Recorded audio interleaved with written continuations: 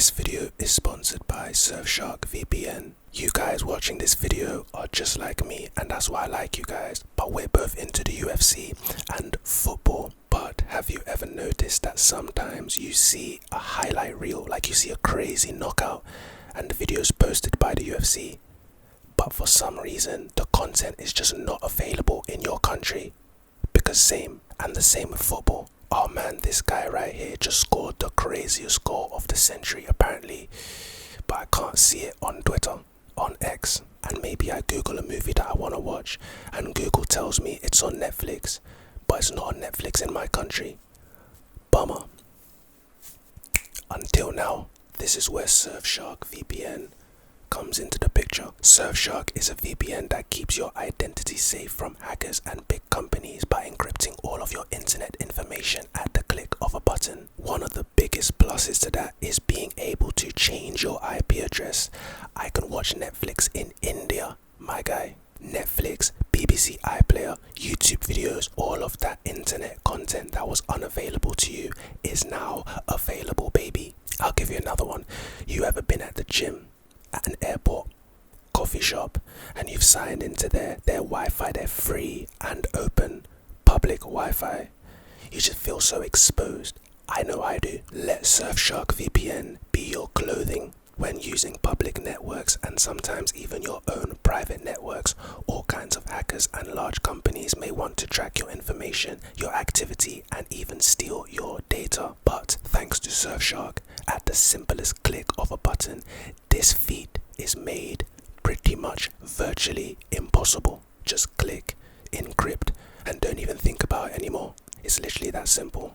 IP address masked, data safe. You'll literally be a private citizen perusing the internet as it was always meant to be. Listen, I'm not gonna lie, this deal sounds super sweet to me. So what are you waiting for? But wait, it's crazy because I was able to convince Surfshark to make this deal even sweeter for you guys. How does 3 months free of Surfshark sound?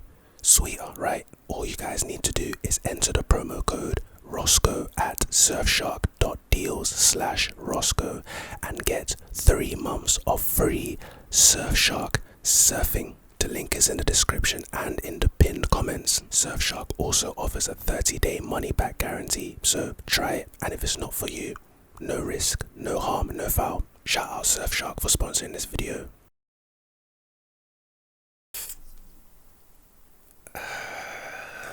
Gains. I've been making all kinds of gains.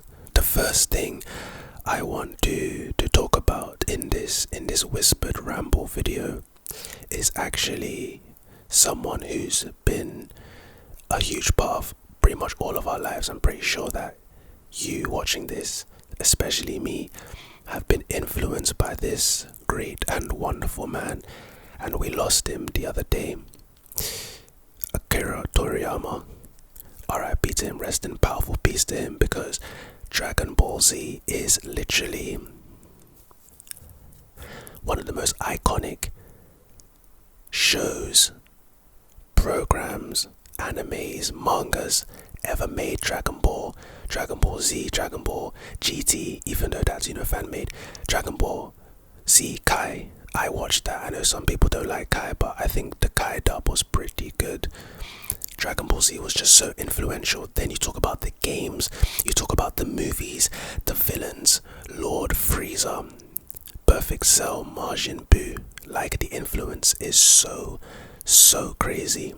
I remember every single day after school, so school finishes at around like 3:15, 3:20, right? You'd have to rush home to catch Dragon Ball Z, because back in the day we couldn't actually record stuff, so you had to catch them live, and if you missed them then you have to wait for a rerun, right? So you couldn't actually record live TV just yet. So in order to watch Dragon Ball Z, you pretty much had to run home. I see kids running around 3. I'll be driving by, I see kids running around, and I always think to myself, like, what are they running home for? Because everything that they have, they can stream, they can record, they can do whatever they want. So what are they running home for? Because when we ran home, that was for Dragon Ball Z, but for them, I don't know. But anyway, man, listen, spam in the comments, RIP Akira Toriyama, man. Because we need some love right here. I'm feeling the love. Look at this, you know what's crazy? Look at this. This is my car keychain. Look at this. I've got the 3-star Dragon Ball. I don't know if you can see the stars in there, but I got the 3-star Dragon Ball on my car keychain, and I got this like years and years ago. That's how you know the influence is crazy. Drake and Future. They say we have a rap civil war, a hip hop civil war. Now, listen, people made memes, and there's been a lot of shots sent back and forth. Drake has uploaded a bunch of pictures on IG with a bunch of cryptic captions and whatnot, as he always does. And a lot of people are entertained by this feud between Kendrick and Future and J. Cole and Drake, and everyone's picking sides, and some people are unfollowing each other off social media and Instagram and whatnot. You know what I say? Yeah, this is just my take. This is my opinion, right? I don't like it at all. Let me tell you why. What good, right, has ever come from two really good artists beefing? Biggie and Tupac, right? They beefed, but their beef wasn't like this beef. This beef, I think, is over a girl, something like stupid and frivolous, right? But the Tupac and Biggie beef was a real beef. Like, they used to be boys, but then Tupac came to LA, he came to the to the East Coast, he came to New York, the East Coast, and he got shot up, literally. So he thought that Biggie was after his life, like it was a real beef. It ended up getting both of them killed, right?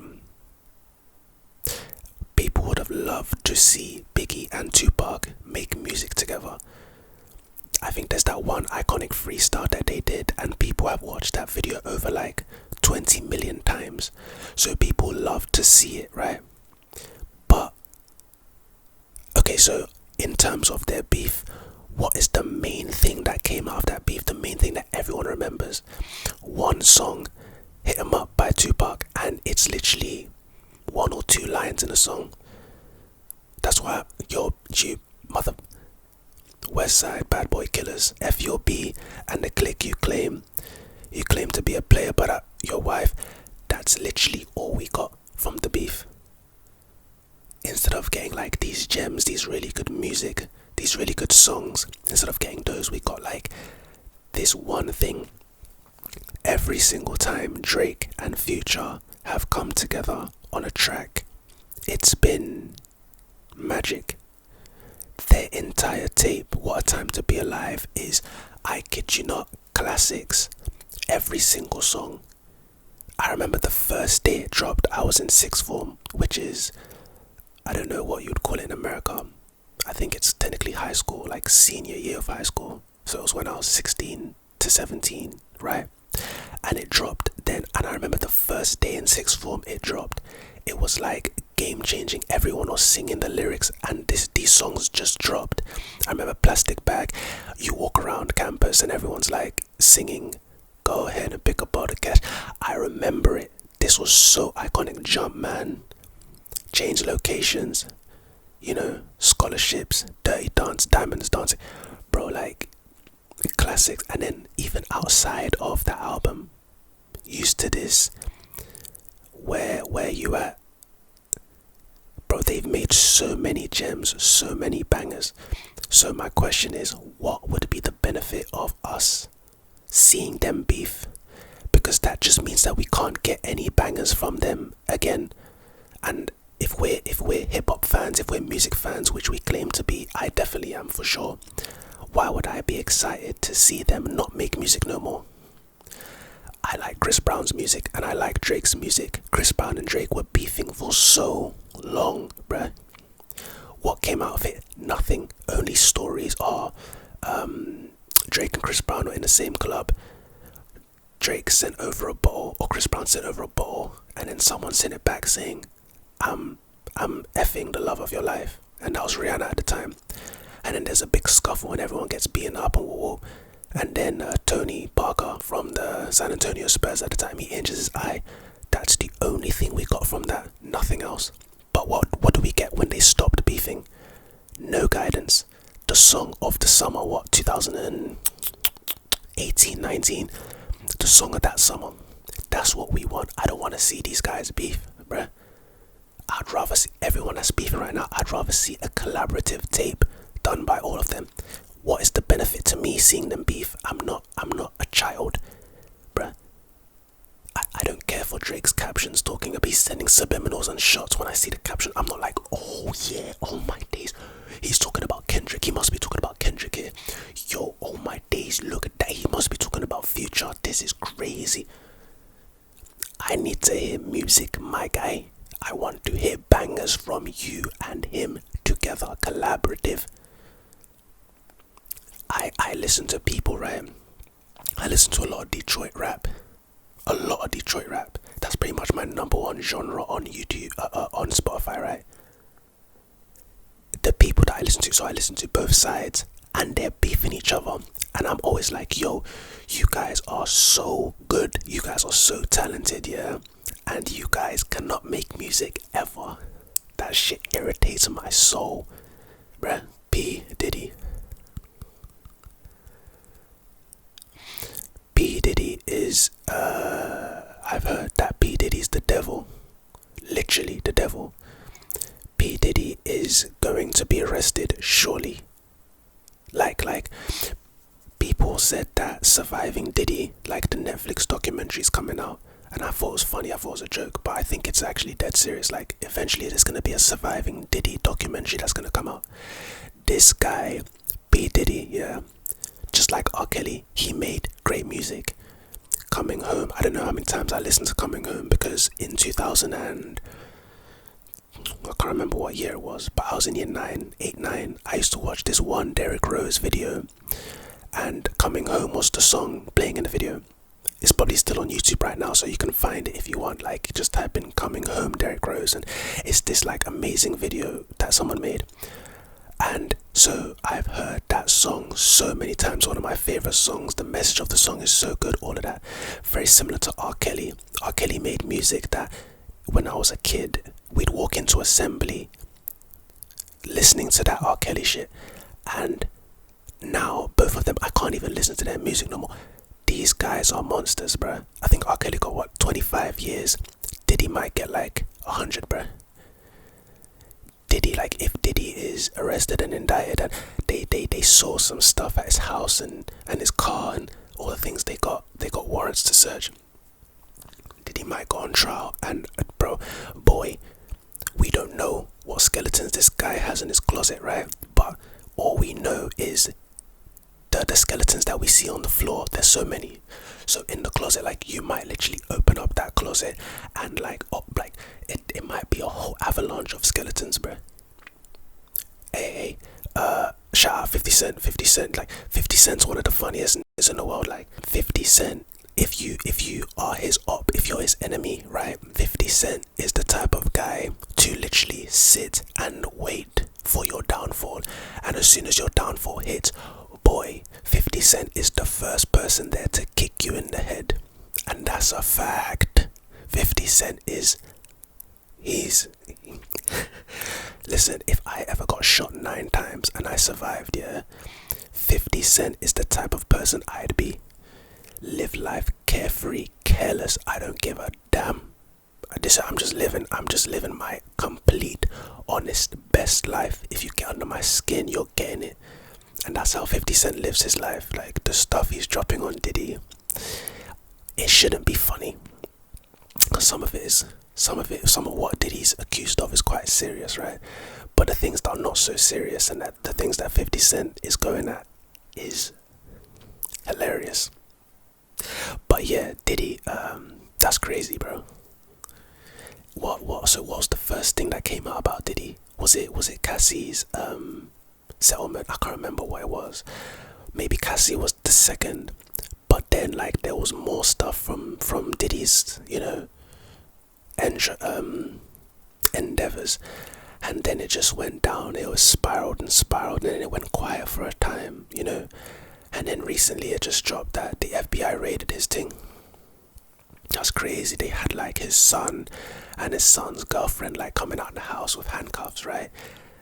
Like handcuffed at the back of the heads like these, walking backwards. I'm like, God damn. Like, what did the sons do? Diddy was gone.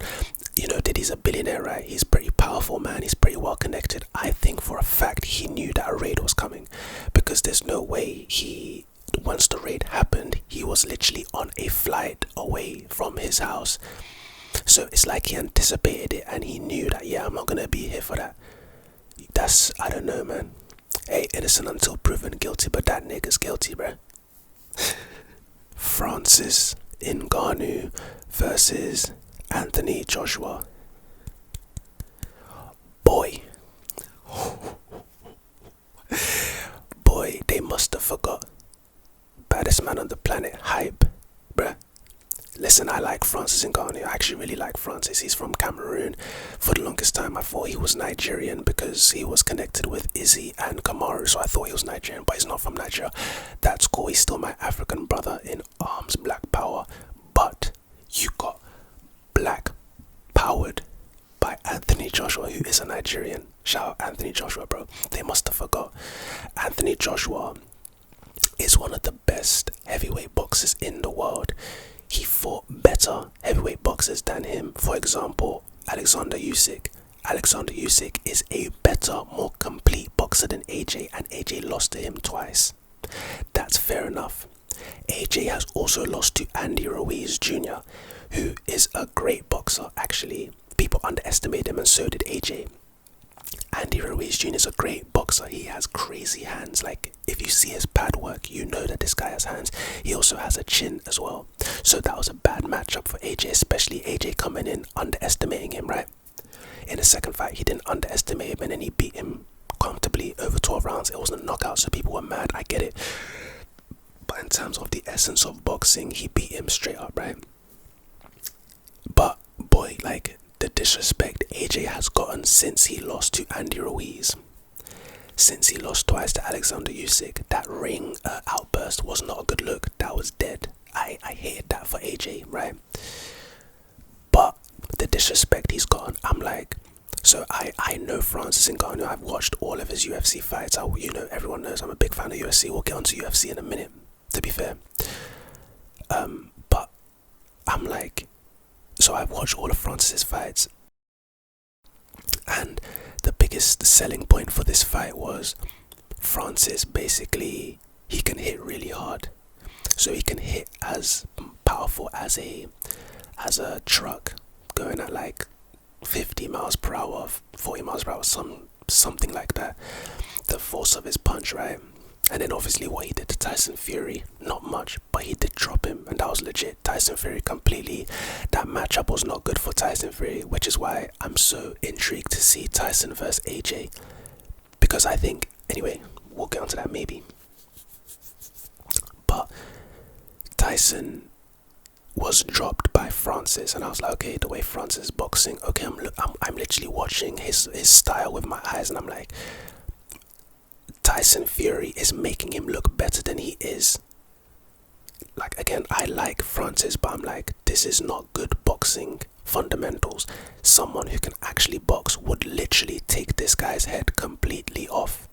So when the news dropped that he was fighting AJ of all people, not Deontay Wilder, who can't box but can punch just like him, right? I think Francis has better boxing fundamentals, better boxing technique than Deontay Wilder, but they can both bang, so that would have been a selling point of the fight. Two bangers, who's gonna knock out first? But you pick Anthony Joshua, who's not only extremely powerful and dangerous and quick, but his actual boxing fundamentals and technique. Wasn't he an Olympic silver medalist? Bro, he can actually bang. He actually has hands and combinations very similar to Andy Ruiz. So I'm like, people are thinking that this fight is going to go the distance. I predicted it. I said inside 3 rounds, Francis is going to absolute sleep, like he's going to finish him. All my friends are like, yeah, but the puncher's chance. I'm like, puncher's chance, yeah, but that's every fight. That's every fighter, and every fighter has a puncher's chance, right? this matchup is not good for Francis, boy. The first round, how many times he dropped him? Once or twice. And then the second round, he drops him. The referee lets the fight go on. And then AJ, yo, when I saw it, I was like, AJ, I don't know if you guys remember the punch. You probably do. AJ hit him like he was hitting a punching machine. You know, the machines that it has one bag, and you just hit as hard as you can, and then the power score comes up, and the max is like 999. AJ set up and hit him like that. He literally put everything he had into this one punch, full body weight, full torque, everything into this one punch. Francis Ngannou has never been knocked out in his life, and Francis Ngannou was on the floor, out cold for a good 3 to 4 minutes, bruh. That shit reminded me of Canelo Alvarez versus Amir Khan, like when he stopped him in the 6th round, and Amir Khan was literally like, Amir Khan's soul left his body, and the doctors, they pulled it down just before it like escaped, and put it back into him, and then like tapped him on his shoulder, and then like he woke up because Canelo killed him. I thought that AJ absolutely, and you know what's so ironic? Taijutsu fight, you know, when life imitates art, when history repeats itself. I don't know if anyone remembers this, but you guys probably do. You guys are probably fight fans. Stipe Miocic versus Francis Ngannou, their last fight that they had. Francis hits him with an uppercut, I believe, was it? Stipe's knee buckled the exact same way Francis's knee eventually buckled to AJ. And when I saw that, I was like, yo, that is so ironic, that is poetic. It was a devastating knockout, full torque, full power, full Josh. That was, boy. And AJ's reaction was like, he didn't even celebrate. So in his head, he already knew that this was a foregone conclusion. He probably felt disrespected too, but at the same time, he was getting his back. One thing I will say though, these fights, yeah, I mess with Abu Dhabi, I mess with Saudi Arabia, but Dubai and that, but these fights, they need to happen in a better country in terms of the viewing experience, in terms of not the viewing experience, but the arena experience. It needs to be Las Vegas, or it needs to be Wembley, it needs to be the UK, because the crowd is so dead. Like, the most devastating things be happening, and the crowd are just there like, and I'm like, yo, like, we need atmosphere. These are big events, these are historic events, like, we need atmosphere. When Tyson got dropped by Francis, I was listening to the crowd, and I'm like, is this a library? Like, why is it so quiet in there? Saudi Arabia, I don't want to say it's a fighting country, but they do appreciate fights. This is why fights even go on there. So I'm like, why is there no energy in the building?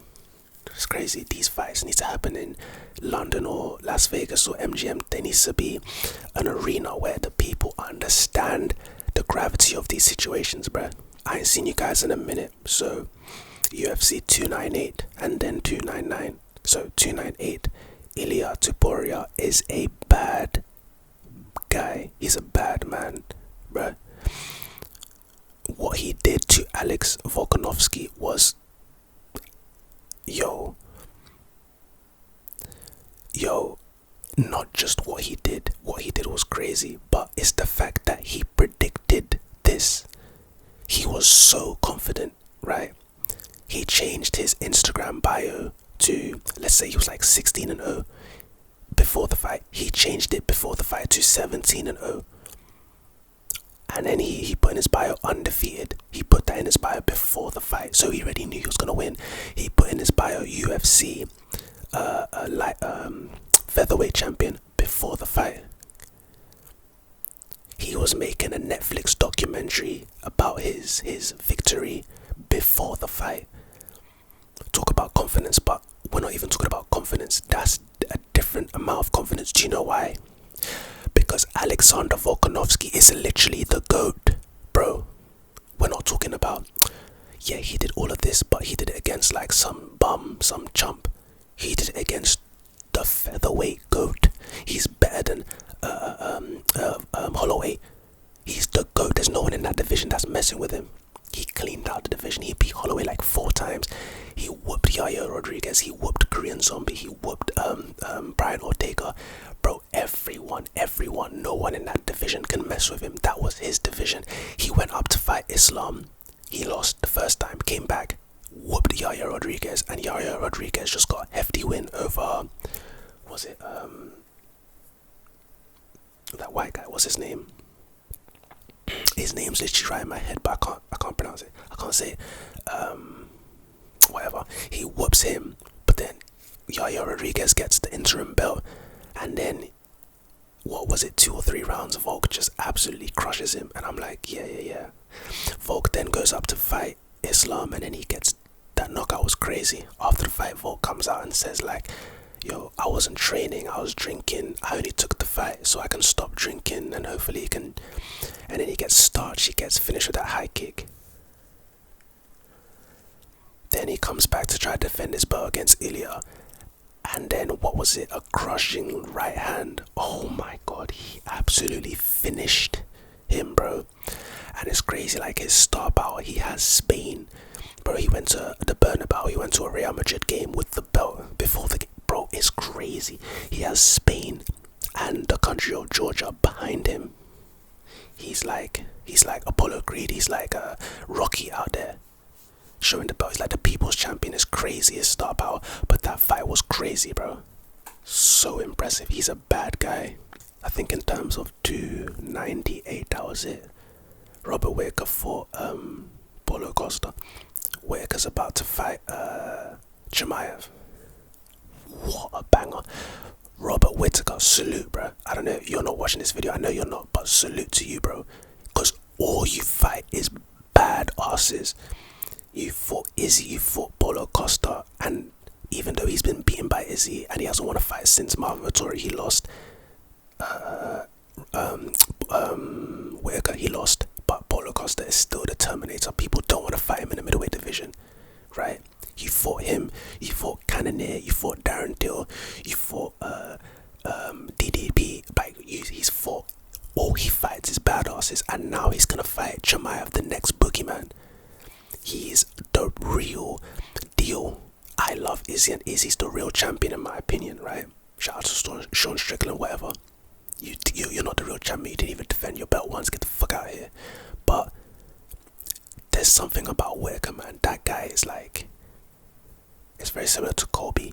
What Kobe was before his last fight. If Kamaru wasn't in that welterweight division dominating, Kobe probably would have been the champion and dominating. But then he lost to Leon, and that whole narrative changed because Leon whooped him so easily. Robert Whittaker's a badass. Anyway, I think that's it for that card. 299. Sean O'Malley. I remember the first fight I ever saw Sean O'Malley, I was like, this guy's one of my favorite fighters. For sure, easily. This guy is the perfect striker, bro. He's like so talented. His feints, he's I don't know how to explain Sean O'Malley. Israel Adesanya is a bigger version of Sean O'Malley, but Sean O'Malley's a concentrated striker. Like, he's a better striker than Izzy, and Izzy's like top 3 of my favorite fighters, but Sean O'Malley is like he's like the best striker in the UFC. There's no better striker. I'm not just talking about with your hands, I'm not just talking about with your feet, I'm talking about the entire combination. Spinning elbows, like he's got everything. Oh my days. I know Chito Vera wasn't like the number 1 contender, number 2 contender. He was like 5th or 6th, but he wanted to fight him because he's the guy that beat Sean before. Beat him. I guess Sean lost the fight. I don't think he beat him, but Sean definitely lost the fight. So he wanted to get his revenge, and boy did he. I don't know how Chito Vera ate that flying knee. Sean only weighs 135 bantamweight. That flying knee would have got me out of there, and I weigh like 200 pounds. That flying knee would have sent me to Mars, bro. I watched that live. I was like, what kind of chin does this? And he's never been finished, right? Chito Vera. What kind of chin does he have, bro? The bantamweights, they can't hit very hard because they don't have to talk, right? They don't weigh enough. But that knee was like, that sucked, bro. Anyway, crazy. What else happened on that card? The Dustin the Diamond Poirier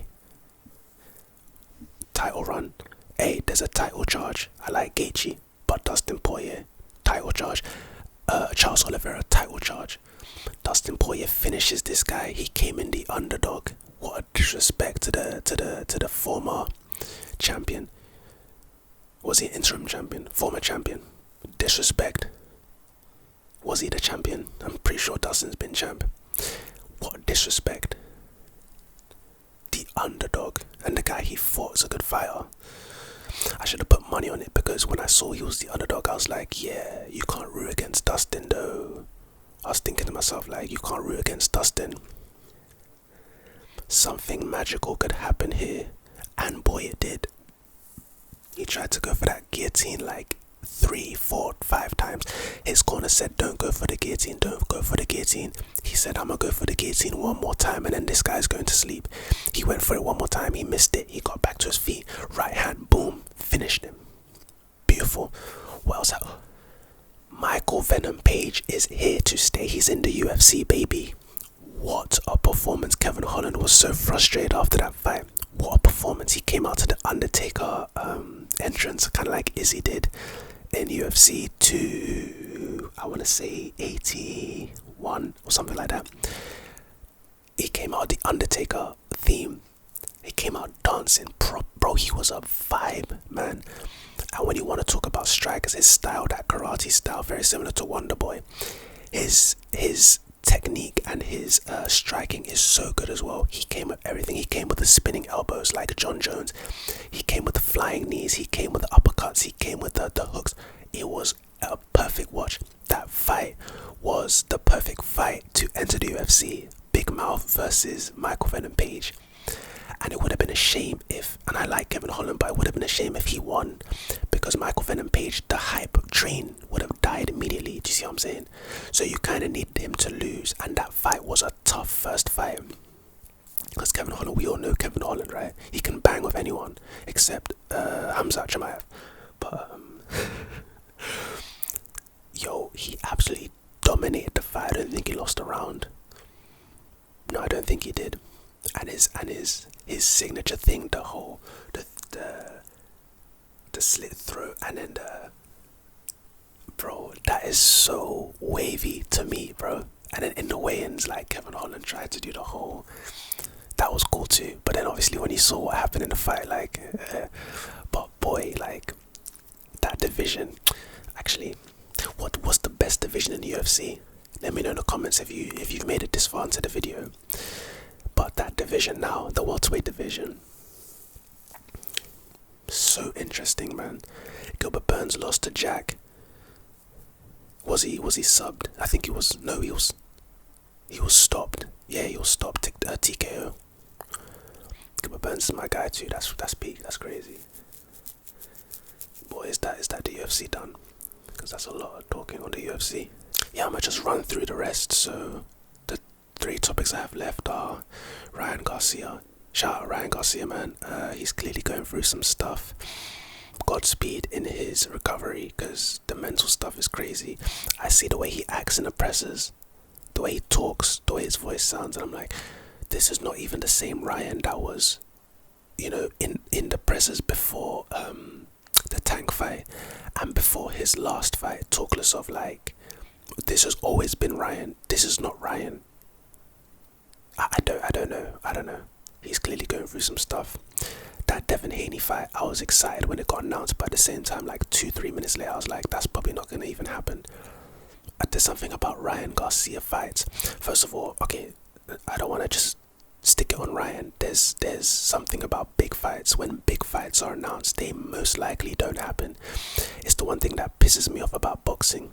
That's why I'm so glad that the Terence Crawford Errol Spence Jr. fight happened eventually, even though my boy Errol lost and he didn't look like himself. I was just fighting at welterweight, and was it welterweight he was fighting at, or was it 135? It was welterweight, 140, 147. He was trying to go up to 154 junior middleweight. But yeah, man, Devin Haney against Paul Grace, he looked great. Obviously, like he was gonna always beat him. Haney needs to fight Tank. That footage dropped and Tank was smoking him. They said that Tank was like 25, 26 and Haney was only like 19, 18, 20. So I want to see the rematch, and I think Tank's got it. I don't think Haney has great boxing ability, but his punches are not strong enough for Tank to respect his power, and if Tank goes forward, he's going to put him out. But shout out Devin Haney, that's my boy too. Most of these guys are my boys, to be fair. I just love good fighters, good boxers. But shout out Ryan Garcia, I hope he gets help. Jake Paul versus Mike Tyson. Yeah, I don't know if it's going to be a real fight. I don't think so. It's on Netflix. I think it's going to be more of an exhibition. Very similar to Logan Paul versus Floyd. People were really upset about it. I don't really care. I think if Mike Tyson accepts the money, like he's the one that signs the contract, he's the one that accepts the fight. So if he accepts the fight and the money, who am I to be like, oh yeah, this shouldn't be happening? Bro, if he wants to fight, let him fight. Do you see what I'm saying? I'm just like, all of these people that people are getting onto Jake Paul about fighting, for example, Ben Askren, Anderson Silva, Nate Robinson, all these guys accepted the bout. If they thought to themselves, yo, this is not good for the sport of boxing, this is not good for my legacy, this is not good for this is not good for this, they could have easily said no thank you, but they chose the money, or they just wanted to fight. So who am I to say, yo, like, do I think it's a good look for boxing? I don't think that Mike Tyson, I don't think this will be remembered in any shape or form. I don't think Mike Tyson's going to go to sleep. I don't think anything bad's going to happen. I think they're just going to fight. Very similar to Floyd and Logan, they're just going to fight and make some money, right? So I don't think anyone's going to remember this about Mike Tyson's legacy at all. So his legacy is intact, and boxing, the state of boxing is intact. So just everyone's going to tune in and watch it anyway. Let's just enjoy it. That's how I look at it. And finally, Game of Thrones. I wanted to get all of my points. I wanted to hit all my points. I could have stopped this video early, but Game of Thrones House of Dragons is coming. The trailer dropped. I didn't watch it because I don't watch trailers anymore, but apparently